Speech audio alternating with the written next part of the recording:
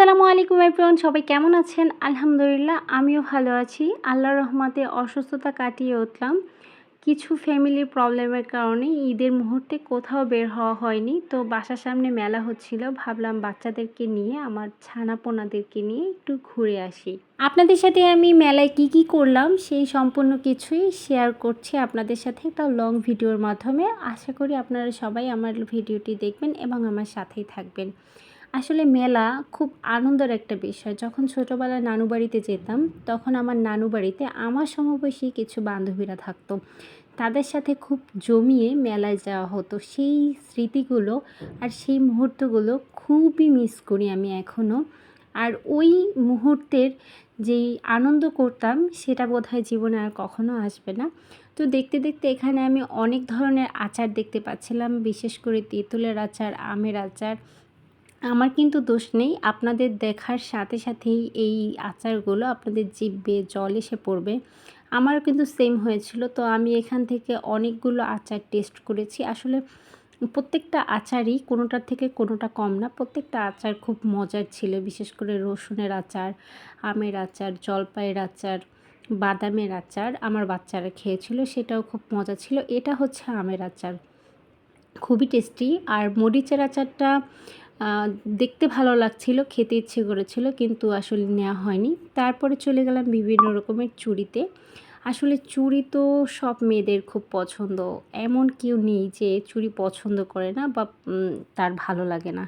তো সবসময় সবসময়ের মতন আমারও চুড়ি খুব ভালো লাগে। তো এখানে আম্মুকে আমি একটা চুড়ি পছন্দ করে দিয়েছিলাম, তার একটা ব্ল্যাক কালার ড্রেস আছে। তো ওই ড্রেসটার সাথে ম্যাচিং করে একটা চুড়ি নিতে বলেছিলাম।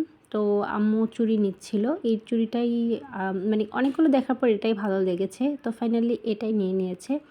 তারপরে আমি কিছু এখানে বাচ্চাদের জন্য ক্লিপ নিলাম, আর কিছু আমি ব্রোজ নিয়েছিলাম। আর টুকিটাকি, যেহেতু মেলায় গিয়েছি, টুকিটাকি জিনিস যদি না কিনি তাহলে কি হয় বলেন? তো সব মিলে এখানের আইটেমগুলো ওনারা 30 টাকা করে বিক্রি করছিল, ব্যান্ড, ব্রোজ। আমি এখান থেকে কিছু ব্যান্ড নিয়েছিলাম, প্রায় 6-7টা ব্যান্ড নিয়েছি। আর একটা ম্যাও ব্রুচ নিয়েছি বিড়ালের, আর একটা চশমা ব্রুচ নিয়েছি। তারপর চলে গেলাম খেলনায়, যেহেতু বাচ্চাদের নিয়ে এসেছি, তারা তো খেলনায় খুব আগ্রহী। এখানে আমি আমার ছেলেদেরকে 2টা পিস্তল কিনে দিয়েছিলাম এবং সাথে একটা নর্মাল হেলিকপ্টার এবং একটা আইসক্রিমের সেট কিনে দিয়েছিলাম। আসলে ওরা বাচ্চারা এত বায়না করে খেলনা, যত কিনে দিবেন না কেন তার থেকে আরও বেশি বায়না করবে, আরও চাই।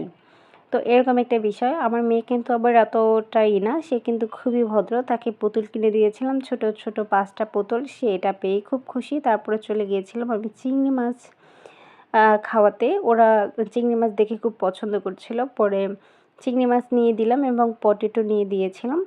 তো এখানে পটেটোটা ভালো ছিল, কিন্তু চিংড়ি মাছটা ভালো ছিল না। তারপরে এখানে খুরমা, তারপরে আরও বিভিন্ন বাতাসা, চানাচুর, নিমকি, অনেক কিছুই ছিল এখানে, আর লাড্ডু। তো আমি এখান থেকে অল্প কিছু লাড্ডু নিয়েছিলাম আর কিছু বাতাসা নিয়েছিলাম।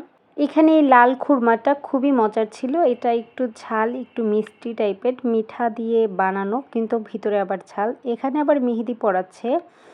তারপরে চলে গিয়েছিলাম বাচ্চাদের খেলনার জাম্পিংয়ে।